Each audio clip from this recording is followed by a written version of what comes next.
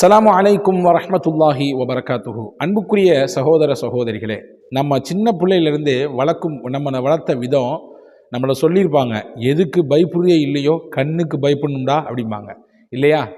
கண் என்பது பல்வேறு விதமான பாதிப்புகளை நம்முடைய உடல் ரீதியாக அல்லது நம்முடைய செயல்பாடு ரீதியாக நாம் முடங்குவதற்கு அந்த கண்பாடு என்பது முக்கியமான காரணமாக இருக்கத்தான் செய்து இன்னைக்கு வரை அதனுடைய பாதிப்புகள் இருக்குது.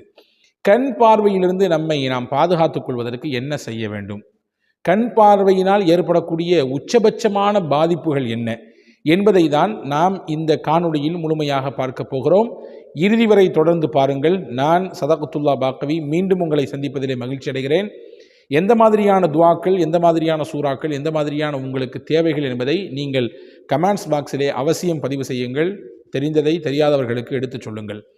அன்புக்குரிய சகோதரர்களே, நபிகள் பெருமானா ஸல்லல்லாஹு அலைஹி வஸல்லம் அவருடைய காலத்திலே ஸஹ்ல் இப்னு ஹனீஃப் என்று சொல்லக்கூடிய ஒரு சஹாபி பார்ப்பதற்கு பார்க்கறதுக்கு ரொம்ப அழகாக இருப்பாங்க. அவங்களுடைய தோற்றம், அவங்களுடைய அழகு எல்லாரையும் ஆச்சரியப்படுத்தக்கூடிய விதத்தில் தான் இருந்துச்சு. ஒரு நாள் அவங்க வீட்டில் குளிச்சுட்டு இருக்கும் பொழுது அந்த வழியாக நடந்து போனார் ஒருத்தர். அவர்கள் ஆமிர் இப்னு ரபியா, அந்த சஹாபியினுடைய பேர். அவங்கள பார்த்தாங்க. அவங்க வந்துட்டு இருக்கும் பொழுது அவங்க குளிச்சுட்டு அப்படி வெளியே வரக்கூடிய அந்த காட்சியை பார்க்குறாங்க. அதாவது ஒவ்வொரு சமயத்துலேயும் மனுஷனுடைய அழகு ஒவ்வொரு விதமாக தெரியும். நல்லா ட்ரெஸ் பண்ணிவிட்டு நம்ம கண்ணாடியில் முன்னாடி போய் நிற்கும்போது நம்மளுக்கு நாமே ஒரு அழகாக தெரியும். நல்லா குளிச்சுட்டு நல்லா ஃப்ரெஷ்ஷாக நிற்கும்போது அது வேறு விதமான அழகாக தெரியும். இந்த ஜும்மாவுக்கு அல்லது முக்கியமான நாட்களுக்கு நம்ம எங்கேயாவது வெளியே ஃபங்க்ஷனுக்கு கிளம்பி இருக்கும் பொழுது அந்த காட்சி நம்ம பார்க்கும்போது நமக்கு நாமே ஒரு அழகாக தெரியும் இல்லையா? அந்த மாதிரி குளிச்சுட்டு வந்திருக்காரு. ஏற்கனவே ஒரு அழகான ஆள்.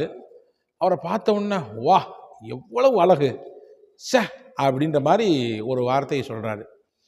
இது சொன்ன உடனே அந்த ஸஹ்ல் இப்னு ஹனீஃப் அப்படியே மயக்கம் போட்டு கீழே விழுந்திருக்காங்க. எஞ்சிக்கலை. தூக்கிட்டு ரசூல் ஸல்லல்லாஹு அலைஹி வஸல்லம் ஓடினாங்க. யார் சொல்ல, அந்த மாதிரி பாருங்கள், இவர் மயங்கிட்டாரு, எந்திரிக்க மாட்டேங்கிறாரு அப்படின்னு. ஸல்லல்லாஹு அலைஹி வஸல்லம் கேட்டாங்க, என்ன நடந்துச்சுன்னு கேட்டாங்க. இந்த மாதிரி அந்த வழியாக ஆமிர் இப்னு ரபியா அவரை பார்த்து கண்ணு போட்டார், ஹா அப்படின்ட்டாரு. அவரை கூட்டு வாங்கினாங்க. அவர் கூட்டு வரப்பட்டார். பெருமானா ஸல்லல்லாஹு அலைஹி வஸல்லம் அவர்கள், இப்படியா சொல்கிறது? ஒரு விஷயம் உங்களை ஆச்சரியப்படுத்தினால் அல்லது பிரமிப்பை ஏற்படுத்தினால், ஒருத்தருடைய பேச்சாக இருக்கலாம், அல்லது ஒருத்தருடைய அழகாக இருக்கலாம், அல்லது அவர்கிட்ட இருக்கக்கூடிய அறிவாக இருக்கலாம், அல்லது அவருடைய செயல்பாடுகளாக இருக்கலாம், உங்களுக்கு சில சமயத்தில் பிரமிப்பை தரலாம், ஆச்சரியத்தை தரலாம், உச்சி கொட்டுற அளவுக்கு உண்டான நிலையெல்லாம் உங்களுக்கு ஏற்படுத்தலாம். ஆனால் அதை பார்த்து நீங்கள் என்ன செய்யணும் அப்படின்னா, பாரக்கல்லான்னு சொல்லணும். அல்லாஹ் உங்களுக்கு இருக்கக்கூடிய இந்த திறமையை, இந்த ஆற்றலை இன்னும் மென்மேலும் அதிகரித்து அருள் செய்வானாக என்று துவா தான் செய்யணும் ஒழிய, அதை பார்த்து இப்படி பிரமிச்சு கண்ணு போடுற அளவுக்கு உண்டான நிலையில் கொண்டு விட்டுட்டீங்களே அப்படின்னு சொல்லி அவரை ஒது செய்ய வச்சாங்க. ஹதீஸில் இருக்குது, அவருடைய கை, அவருடைய கால், அவருடைய முகம் எல்லாம், அவருடைய காலினுடைய விரல் நகங்கள் உட்பட எல்லாம் கழுகப்பட்டு அந்த ஒது செய்த நீரை கொண்டு அவர் மீது ஊற்றினார்கள். அதற்கு பிறகு அந்த சஹாபி ஸஹ்ல் ரலியல்லாஹு அன்ஹு எழுந்தார்கள் என்ற ஒரு ஹதீஸ் குறிப்பை பார்க்கிறோம். இப்போ கண்ணால் ஏற்படக்கூடிய பாதிப்பு என்பது நிச்சயமாக இருக்கத்தான் செய்யும். எனவே தான் திருக்குரானிலே கண் பார்வையிலிருந்து ஏற்படக்கூடிய பாதிப்பிலிருந்து அல்லாஹ் குரானிலே எச்சரிக்கை செய்கிறான். அதிலிருந்து பாதுகாப்பு பெறுவதற்கு நீங்கள் அல்லாஹ்விடத்திலே துஆ செய்யுங்கள் என்று கற்றும் தருகிறான். குல் அஊது பிரப்பின் நாஸ் மலிக்கின் நாஸ். அந்த நாஸ் என்கின்ற அத்தியாயத்திலே மனிதர்களின் தீங்கு என்றால் என்ன? அந்த மனிதர்களின் தீங்கில் கட்டுப்பட்டது தான் கண்ணிலிருந்து ஏற்படக்கூடிய பார்வை, அந்த பார்வையிலிருந்து ஏற்படக்கூடிய தீங்கு. எனவே அன்பானவர்களே, பார்வையில் தீங்கு நிச்சயம் உண்டு, அது பாதிக்கும். அதிலிருந்து நாம் தவிர்த்து கொள்ள வேண்டும். சரி, ஒருத்தர் கண்ணால் ஏற்பட்டு போச்சு, தீங்கு ஏற்பட்டு போச்சு, எப்படி தப்பிக்கிறது? அதுக்கு ஏதாவது வழி இருக்குதா அப்படின்னா, அதற்கும் மார்க்கம் ஒரு வழியை சொல்லியிருக்கிறது. இப்னு அசாக்கிர் என்று சொல்லக்கூடிய மிகச்சிறந்த ஆளுமை மிக்க ஒரு வரலாற்று ஆசிரியர் தாரீஹு திமஷ்க் என்று சொல்லக்கூடிய நூலிலே ஒரு செய்தியை பதிவு செய்கிறார். என்ன செய்கிறாரு அப்படின்னா, சயீத் இப்னுல் யஸீத் அஸ்ஸாஜி என்று சொல்லக்கூடிய ஒரு இறைநேச பாதையிலே பயணித்த ஒரு பெரியவர், ஒரு மகான், அவர்கள் கற்றுத்தந்த ஒரு அழகான துவாவை நமக்கு கற்றுத்தருகிறார்கள். இந்த துவாவை ஓதிக்கொள்ளும் பொழுது, அல்லது யாருக்காவது கண் பாட்டால் ஏற்பட்டு சிரமத்திலே சிக்கலிலே அவர் தவித்துக் கொண்டிருந்தால், இந்த துவாவை ஒரு முறை ஓதினாலும் அல்லாஹ் அதனுடைய பாதிப்பிலிருந்து முழுமையாக விடுதலையையும் நல்ல வழியையும் காட்டிவிடுவான். அதற்கு ஒரு செய்தியை வரலாற்றோடு இப்னு அசாக்கிர் ரஹ்மத்துல்லாஹி அவர்கள் பதிவு செய்கிறாங்க. என்ன செய்தி அப்படின்னா, இந்த சயீத் இப்னு யஸீது சாஜி ஹஜ்ஜுக்கு போகிறாங்க. ஹஜ்ஜுக்கு போய்கிட்டு இருக்கும் பொழுது அன்னைக்கெல்லாம் வந்து கால்நடையாக நடந்து போவாங்க, அல்லது ஒட்டகத்திலேயோ குதிரையிலையோ அப்படி பயணித்து போவாங்க. இதானே இன்னைக்கு வளர்ந்து போச்சுன்னா, இன்னைக்கு வளர்ந்துச்சு, வசதி வந்துடுச்சு, நம்ம விமானங்களில் பயணிக்கிறோம், மிக சீக்கிரமாக போய் அடைஞ்சிடறோம்.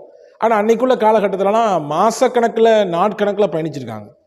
அப்படி குழுவாக பயணிக்கும் பொழுது அந்த குழுவில் சயீத் இப்னு யஸீது சாஜி அவங்க பயணித்த அந்த ஒட்டகம் இருக்க வாகனம் நல்ல புஷ்டியாக இருந்துச்சு, நல்ல ஆரோக்கியமாக இருந்துச்சு, எந்த களைப்பும் இல்லாமல் சுறுசுறுப்பாக இவங்களை கடத்தி கொண்டு போய்கிட்டே இருந்துச்சு.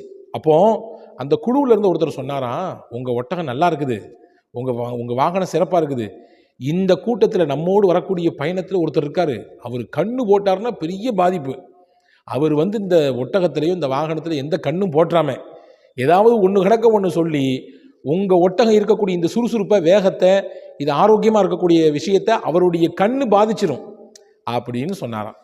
சொன்ன உடனே சயீத் இப்னு யஸீது சாஜி சொன்னாங்களாம், என்னதான் கண்ணு போட்டாலும் எனக்கெல்லாம் எந்த பிரச்சனையும் வராது, என்னுடைய வாகனத்துக்குலாம் எந்த தொந்தரவும் வராது, எனக்கு சில மருந்துகள் தெரியும் அப்படின்னு சொன்னாங்களாம்.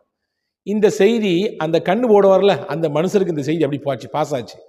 பாசம் ஓ அப்படியே சொல்கிறார் அவரு, இந்த வர்றேன், நான் பார்த்தா எப்படிப்பட்ட ஆள், சில பேர் சொல்லுவாங்க நான் நாக்கு கருநாக்கு, நான் என்ன பேசினாலும் பழிக்குன்னு சொல்லுவாங்க பார்த்தீங்களா, அந்த மாதிரி அவர் சொன்னாராம், நான் கண்ணு போட்டு தப்பாதது உலகத்தில் இருக்கா, இந்த வர்றேன்னு சொல்லி வந்தாராம். அந்த ஒட்டகத்திற்கு உரிமையாளர் சயீத் இப்னு யஸீது சாஜி வெளியே போயிருக்கக்கூடிய சமயத்தில் தொழுவத்தில் கட்டி போடப்பட்ட அந்த ஒட்டகத்தை, அந்த வாகனத்தை பார்த்து ஒரு கண்ணு வச்சாரு. வச்ச பார்வையிலேயே நல்லா இருந்த ஒட்டகம் அப்படி படுத்துக்குச்சு, சாஞ்சு போச்சு. கொஞ்ச நேரத்துக்கு பின்னாடி அதற்கு உரிமையாளர் சயீத் இப்னு யஸீது சாஜி வந்தாங்க. வந்தவொடனே செய்தி சொல்லப்பட்டுச்சு, இந்த மாதிரி நீங்கள் சொன்னீங்க என்னமோ எனக்கெல்லாம் எந்த பாதிப்பும் வராது, அவரெல்லாம் எவ்வளோ பெரிய கண்ணு போட்டாலும் சரிதான் அப்படின்னு சொன்னீங்களே, கொஞ்ச நேரத்துக்கு முன்னாடி வந்தார், பார்த்தாரு, அப்படின்னாரு, போச்சு, விழுந்துருச்சு அப்படின்னாங்க. உடனே சயீத் இப்னு யஸீது சாஜி ரொம்ப கூலாக அவரை கூட்டுவாங்கன்னாங்க. யார் கண்ணு போட்டாரோ அவரை கூட்டு வர சொன்னாங்க. அவரை பக்கத்தில் நிப்பாட்டி வச்சுட்டு அழகான ஒரு துவா ஓதுனாங்க. அதுதான் இன்னைக்கு நமக்கான பாடம், இந்த காணொலியிலிருந்து நாம் பெறுகிற பாடம் அதுதான். இந்த துவாவை ஓதி முடிக்கும் நேரத்திலே மயங்கி வீழ்ந்து கிடந்த, எழ முடியாமல் அப்படியே சுருண்டு போய் கிடந்த அந்த ஒட்டகம் புது உற்சாகத்தோடு எழுந்தது, சரியாக உற்சாகத்தோடு அதே ஆரோக்கியத்தோடு எழுந்து நின்றது. அந்த கண்ணு போட்ட மனுஷருக்கு ரொம்ப பெரிய ஆச்சரியமாக போச்சு, என்னடா நம்ம வாழ்க்கையில் இது ஒரு பெரிய மிராக்கலாக இருக்குது அப்படின்னு நினைச்சாரு. என்ன துவா ஓதினார்கள்? இன்ஷா அல்லாஹ் இந்த துவாவை நான் டிஸ்கிரிப்ஷனிலே பதிவு செய்கிறேன். நிறைய நபர்கள் நீங்கள் ஸ்க்ரீன்லேயே கொண்டு வாங்கன்னு கேட்குறாங்க. நான் வாய்ப்பு இருந்தால் ஸ்க்ரீனில் கொடுப்பதற்கு முயற்சிக்கிறேன், இல்லை என்றால் டிஸ்கிரிப்ஷனிலே கண்டிப்பாக இந்த துவாவை பதிவு செய்கிறேன். அவசியம் அதை பார்த்து ஓதி வாருங்கள். என்ன துவா ஓதுனாங்க அப்படின்னா, அந்த ஒட்டகத்துக்கு பக்கத்தில் போய் நின்று ஓதுனாங்க, பிஸ்மில்லாஹில் அதீம், அல்லாஹ்வுடைய திருநாமத்தை கொண்டு துவங்கினார்கள். துவங்கி சொன்னார்கள், ஹபசுன் ஹாபிசுன் வ ஹஜருன் யாபிசுன் வ ஷிஹாபுன் காபிசுன் வ லைலுன் தாமிசுன் வ மாஉன் காரிசுன் ஃபி ஐனில் ஆயினி வ ஃபி அஹப்பி ஹல்கில்லாஹி இலைஹி வ ஃபி கபிதிஹி வ குல்யதிஹி. இதான் துவா. இந்த துவாவை நான் முழுமையாக டிஸ்கிரிப்ஷனில் தருவேன், அவசியம் ஓதுங்கள். இந்த துவா ஓதுனதுக்கு பின்னாடி சூரத்துல் முல்கிலே இருக்கக்கூடிய ஒரு வசனத்தினுடைய துண்டு, அதற்கடுத்து ஒரு முழுமையான வசனம். என்ன அந்த வசனங்கள்? ஃபர்ஜில் பஸர ஹல் தரா மின் ஃபுதூர், இது ஒரு வசனத்தினுடைய துண்டு, முதல் பக்கத்திலேயே வருகிறது இந்த வசனம். அடுத்து இரண்டாவது வசனம், சும்மர்ஜில் பஸர கர்ரத்தைனி யன்கலிபு இலைக்கல் பஸரு ஹாசிஅன் வஹுவ ஹசீர். ஹஜ்ரத், என்ன நியாயம் இது, இவ்வளோ பெருசு நீளமாக சொல்கிறீங்களே? சில சமயங்களிலே துவாக்கள் ஷார்ட்டாக இருக்கலாம், சில சமயங்கள் நீளமாக இருக்கலாம், வேறு வழி இல்லை, நமக்கு தேவை என்று வருகிற பொழுது நிச்சயமாக அதை மனநமிட்டோ அல்லது அதை பிரிண்ட் எடுத்தோ நாம் ஓதித்தான் ஆக வேண்டும். இந்த வசனத்திலே அல்லாஹ் என்ன சொல்கிறான்? வானத்தை படைத்ததை பற்றி சொல்கிறான். 7 வானங்கள் அடுக்கடுக்காக இருக்கிறது என்பதை பற்றி சொல்கிறான். அதை சொல்லி முடிக்கும் பொழுது அல்லாஹ் சொல்கிறான், ஃபர்ஜில் பஸர், உங்களுடைய பார்வையை திருப்பி பாருங்கள். ஹல் தரா மின் ஃபுதூர், நாம் படைத்ததிலே ஏதாவது குறை இருக்கிறதா, பழுது இருக்கிறதா பாருங்கள். சும்மர்ஜில் பஸர கர்ரத்தைனி யன்கலிபு இலைக்கல் பஸரு ஹாசிஅன் வஹுவ ஹசீர், மீண்டும் மீண்டும் அதை பாருங்கள். நாம் படைத்த வானத்தை, அதனுடைய அழகை, அதனுடைய பிரமிப்பை பாருங்கள், மீண்டும் மீண்டும் பாருங்கள். நீங்கள் மீண்டும் மீண்டும் பார்த்தாலும் அதிலே குறையை பார்க்க முடியாது.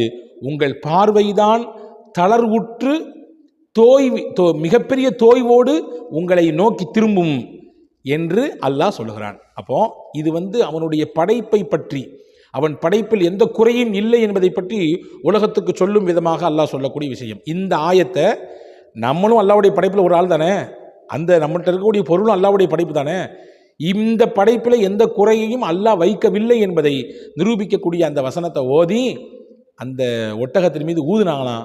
படுத்து கிடந்த அந்த ஒட்டகம் தட்டாம்புட்டான்னு எந்திரிச்சுது. அன்னைக்கு வரையே கண்ணால் பல பேருக்கு தொந்தரவு கொடுத்துருந்த அந்த ஆயினுக்கு மிகப்பெரிய பாடமாக அது அமைந்தது என்பதாக வரலாற்றிலே ஒரு செய்தி இருக்கிறது. எனவே கண் பாதிப்பு நிச்சயம் உண்டு, அந்த கண் பாதிப்பிலிருந்து தீர்வும் உண்டு. இந்த துவாவை நான் உங்களுக்கு சொல்லி தந்திருக்கிறேன். அவசியம் இதை படித்து முடிந்தால் மனநமிட்டு இந்த பாதிப்பிலிருந்து பாதுகாப்பை வேண்டி அல்லாஹ்விடத்திலே துவா செய்வோம். வல்ல அல்லாஹ் தௌஃபீக் செய்வானாக. வஸ்ஸலாம். அஸ்ஸலாமு அலைக்கும்.